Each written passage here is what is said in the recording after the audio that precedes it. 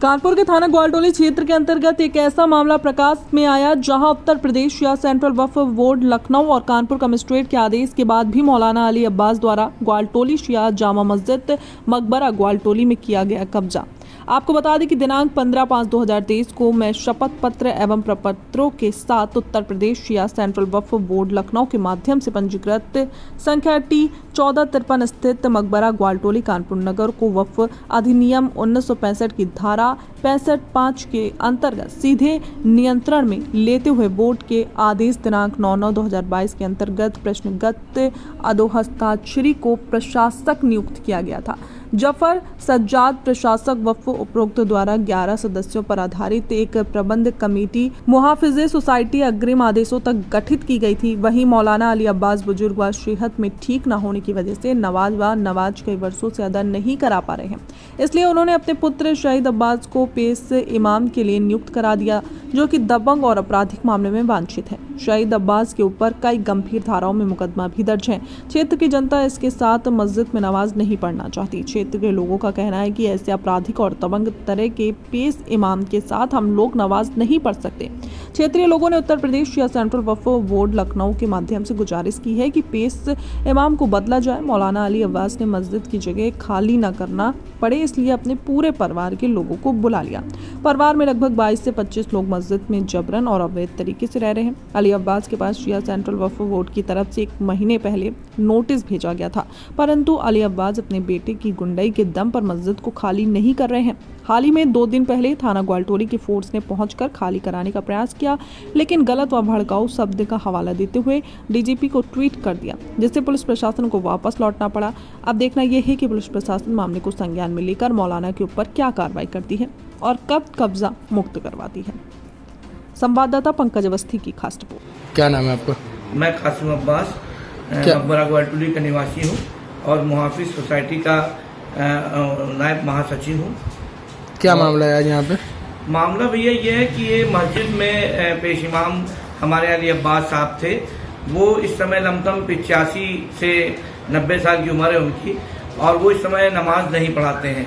उन्होंने अपने लड़के को जो है पेश इमाम की जगह नियुक्त कर दिया है, जो कि वो नमाज पढ़ाने के अहल नहीं है, सईद अब्बास, क्योंकि उनके ऊपर कई मुकदमे लगे हुए हैं और कई थानों में, यहाँ तक कि सुल्तानपुर जहाँ के रहने वाले हैं वहाँ भी इनके खिलाफ मुकदमे दर्ज हैं, और गंगा घाट में भी इनके खिलाफ मुकदमा दर्ज है, कुछ ज़मीन का कब्जा है।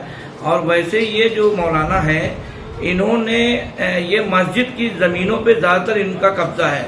यहाँ तो छोड़ दीजिए, यहाँ की मस्जिद का इन्होंने मकान अपने नाम कर रखा है, जो कि मस्जिद की संपत्ति है।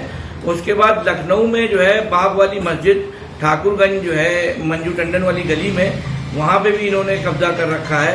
इसी तरीके शिया यतीम खाने के बगल में कनीज बेगम में भी इन्होंने कब्जा कर रखा है। ज़्यादातर ये वक्फ की ज़मीनों पे कब्जा करे हुए हैं और यहाँ पे भी कब्जा करना चाहते हैं। इसी उस पे जो है यहाँ की जनता ने विरोध किया इनका कि भाई ये मकान जो है इसका है, मस्जिद का है, तो दूसरे मौलाना रखे जाएंगे, लिहाजा ये मस्जिद का मुसल्ला और मकान आपको छोड़ना है। विगत कितने वर्षों से ये चल रहा है? ये लमसम जो है ये 35 वर्ष पहले आए थे और ये साल भर से मसला चल रहा है कि यहाँ की 80% जो है जनता ये चाहती है कि ये यहाँ से न चले जाएं। क्या ये मामला कोर्ट में विचाराधीन है? ये मामला कोर्ट में अभी नहीं है, ऐसा कुछ भी नहीं था, मगर अभी इन्होंने ट्रिब्यूनल में एक एप्लीकेशन डाली है, जिसकी जो है 4 तारीख यानी आज की डेट थी। संबंधित थाने में इसकी शिकायत की थाने से जो है इनको कमिश्नर साहब ने जो है संबंधित थाने को आदेश दिया था कि 2 दिन के अंदर मस्जिद को खाली करा जाए, मगर इन्होंने थाने की जो पुलिस आई तो वो पढ़ करके अपना वक्त सुना रहे थे कागजात, उस पर इन्होंने उनसे भी बदतमीजी की और कहा कि मैं नहीं जाऊंगा थाने और ना मैं खाली करूंगा। ये पुलिस को भी धमकाते हैं क्योंकि ये बुजुर्ग हैं और ये अपने आप को शहर काजी कहते हैं, जो कि हमारे शिया समाज में शहर काजी होता ही नहीं है। और उसी उससे जो है शहर काजी का रुतबा दिखा करके सरकारी मशीनरी का दुरुपयोग करते हैं और ये जा करके उल्टी सीधी बातें बताते हैं वहाँ पे, और उससे जो है यहाँ के लोग परेशान हो रहे हैं। लिहाजा इनको जो है बोर्ड ने भी आदेश कर दिया है कि मस्जिद खाली कर दें, मगर ये नहीं खाली कर रहे हैं, ज़बरदस्ती कब्जा करे हुए हैं। पुलिस प्रशासन से क्या गुहार लगाना चाहते हैं? पुलिस तो अपनी तरफ से कोशिश कर रही है, मगर ये पुलिस पे ही मुकदमा कायम करने की धमकी दे रहे हैं कि मैं पुलिस पे मुकदमा कर दूंगा। क्या नाम है आपका? मेरा नाम सैयद नजर आलम जाफरी है। मैं इसी मकबरे में पैदा हुआ हूँ, इसी मकबरे में रहता हूँ। क्या मामला है, क्या घटना हुई है? मामला ये है कि यहाँ मौलाना अली अब्बास साहब हैं जो सन 85 में यहाँ आए थे। उस वक़्त से नमाज़ पढ़ा रहे थे और लोग उनके पीछे पढ़ रहे थे। उनकी गतिविधियों की खबर इस तरह से नहीं थी जिस तरह से अभी साल भर पहले, एक तो 2007 में इन्हीं ने नमाज़ पढ़ाना छोड़ दिया। इनको कोई अपॉइंटमेंट अपने लड़के का नहीं मिला कि आप उसको नमाज़ पढ़वाएं। अब वो उनका लड़का जो नमाज़ पढ़ाता है वो मुसलसल गलत नमाज़ पढ़ाता है, बाहर गुंडागर्दी करता है, गुम्मे पत्थर चलाता है। अपने को वो खुद कहता है, अभी चैनलों में कह चुका है कि मैं गुम्मेबाज मौलाना हूँ।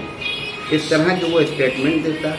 तो मैंने इनके खिलाफ शिया सेंट्रल वक्फ बोर्ड में एक एप्लीकेशन दी जहाँ पर ये पूरी प्रॉपर्टी शिया सेंट्रल वक्फ बोर्ड की है। उन्होंने एक ऑर्डर इसके खिलाफ पास किया, कि इनको आप मस्जिद से फौरन निकाल दिए। प्रशासन को लेटर भेजा, लेकिन उस ऑर्डर को इन्होंने फॉलो नहीं किया। बार बार प्रशासन को धमकाते रहे कि ये मस्जिद मेरी है, हमने बनवाई है, इस तरह से स्टेटमेंट देते रहे। तमाम तरह से ये परेशान करते रहे। फिर हम लोगों ने एक दूसरा ऑर्डर पास करवाया कि ये किसी तरह से मस्जिद को खाली कर दे, इनको नमाज़ पढ़ाने का कोई हक नहीं है। सेंट्रल वक्फ बोर्ड, शिया सेंट्रल वक्फ बोर्ड ने पूरा ऑर्डर इनको मुकम्मल दे दिया, लेकिन उसके बावजूद ये उस ऑर्डर के खिलाफ फौरन ये चले गए ट्रिब्यूनल में।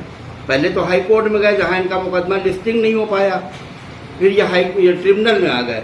जैसे ट्रिब्यूनल में आए, वहाँ की डेट चल रही है, अभी बहस हो चुकी है, ऑर्डर की डेट भी आने वाली है। आज हो सकता है ऑर्डर भी आ जाए, लेकिन ये प्रशासन ने उनको 2 दिन का अल्टीमेटम दे कि आप मस्जिद को खाली कर दें, क्योंकि आपके खिलाफ सारे सबूत हैं।